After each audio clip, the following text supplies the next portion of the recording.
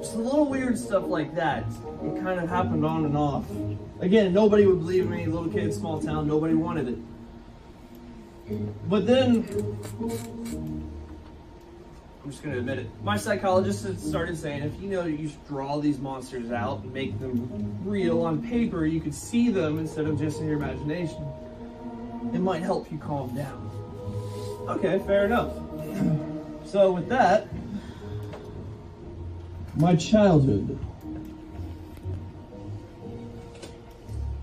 Aptly named The Book of Monsters. This is one of the earlier ones that I had. I have no idea what I was thinking. And that would lead to the Boogeyman. As you can see, he's really creepy, yellow teeth usually in an overcoat and a hat. It's called a poltergeist.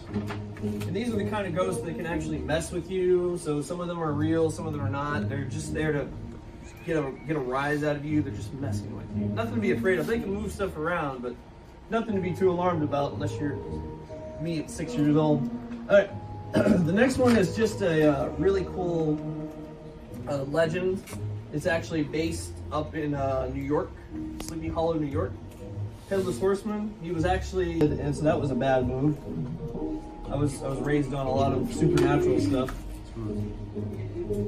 Just chuck it. Now that's a little creepy doll that runs around, does bad stuff.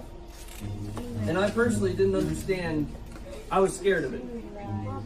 But then, my dad would always tell me when he went away on trips, because he was a businessman, if you're bad to your grandparents, I'll stick my friend Chucky on you. And I laughed at him. I was like, even I as a kid knew that's not real.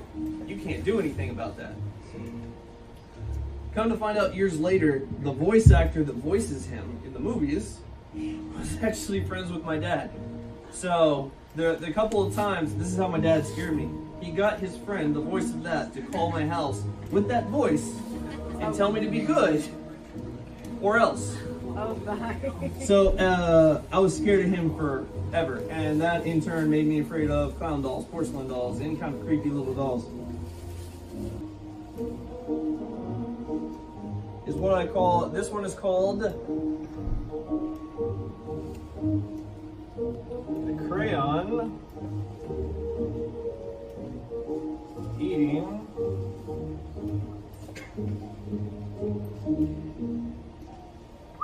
monster. Now, you may be asking yourself, what exactly does a crayon eating monster look like? Well, that's very simple.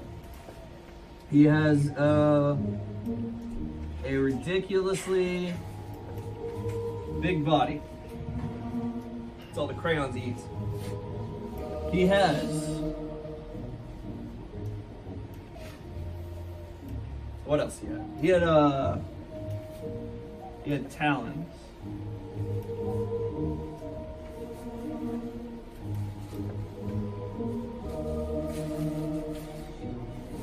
Can you tell how good I was in art class?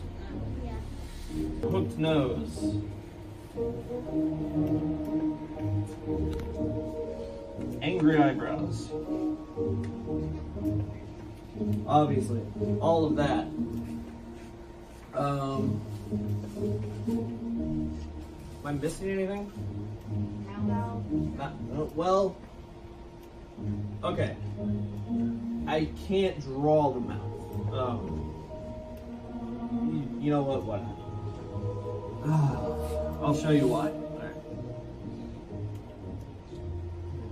Well, give him those sharp fangs that he likes. Ow! That's why you can't draw the mouth. Because as soon as you get crayons anywhere near the mouth, once it's fully formed, they just vanish.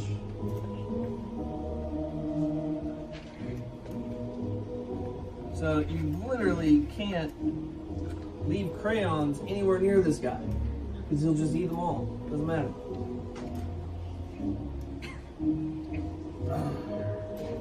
And then eventually when I got older, I learned how to deal with him properly through much help.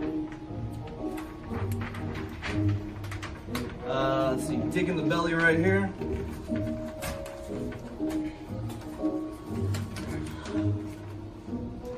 Alright. You just got to start ripping out all of the color back out of his belly. Do me a favor, dude. Hold that. And stay right there.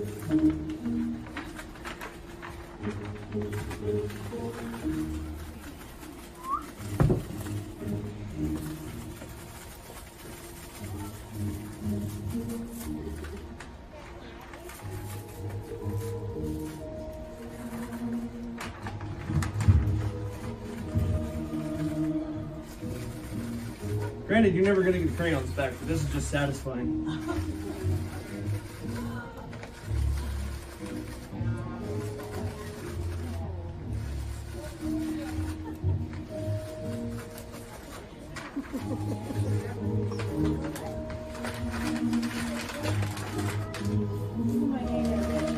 That is how you deal with monsters.